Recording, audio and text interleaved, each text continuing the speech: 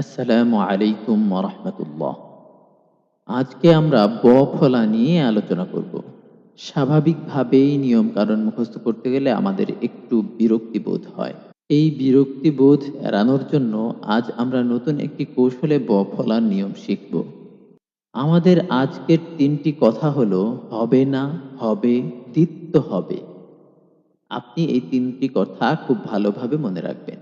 অর্থাৎ কোথাও ফলা উচ্চারিত হবে না, কোথাও উচ্চারিত হবে, আর কোথাও ফলাযুক্ত বর্ণটি দিত্য হবে। তাহলে চলুন দেখি কোথায় হবে না, কোথায় হবে, আর কোথায় দিত্য হবে। কোথায় কোথায় ফলা উচ্চারিত হবে না। শব্দের শুরুতে ব্যঞ্জন বর্ণে ফলা থাকলে ফলা উচ্চারিত হবে না। যেমন শ্বাস, ধ্বনি, স্বামী, স্বাগত, স্বদেশ ইত্যাদি। দ্বিতীয়ত, যুক্ত ব্যঞ্জন বর্ণের সঙ্গে ফলা থাকলে অনেক ক্ষেত্রে ফলা উচ্চারিত হয় না। যেমন উজ্জ্বল, দ্বন্দ্ব, তত্ত্ব, উচ্ছ্বাস ইত্যাদি। এবার আসুন কোথায় কোথায় ফলা উচ্চারিত হবে। গ, ম, ব এর সঙ্গে, গ, ম, ব এর সঙ্গে ফলা যুক্ত হলে ফলা উচ্চারিত হবে। যেমন দিগ্বিদিক, দিগ্বিজয়, সাব্বাস, তিব্বত, সম্বোধন, নীলাম্বরী ইত্যাদি।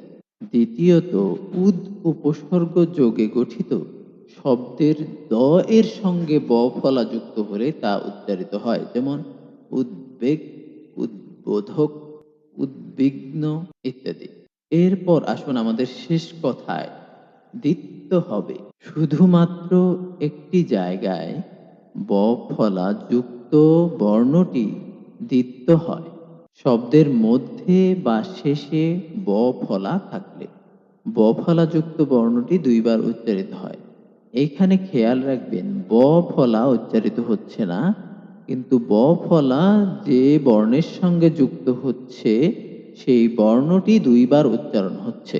যেমন বিশ্বাস, বিদ্বান, প্রশ্বাস, দাসত্ব ইত্যাদি। তাহলে আমরা নিয়মের মধ্যে পেলাম ২ জায়গায় ফলা উচ্চারিত হবে না, ২ জায়গায় উচ্চারিত হবে, এবং ১ জায়গায় ফলা যুক্ত বর্ণটি ২ বার উচ্চারিত হবে বা দিত্য হবে। আপনাদের এই বিষয়গুলো মুখস্থ করার জন্য অযথা চাপ নেওয়ার কোনো প্রয়োজন নেই। বরং একটু সময় করে ভিডিওটি ৫ থেকে ১০ বার দেখে ফেলুন। তাহলে বিষয়টি খুব সহজেই আপনার স্মৃতিতে বসে যাবে ইনশাআল্লাহ। আজকের এই ভিডিওটি কেমন লাগলো কমেন্ট করে জানাবেন। ভালো লাগলে বন্ধুদের সঙ্গে শেয়ার করুন এবং আমাদের পেজে ইনভাইট করুন, যাতে তারাও আমাদের এই শুদ্ধতার যাত্রায় যুক্ত হতে পারে। ভালো থাকবেন। আল্লাহ হাফেজ।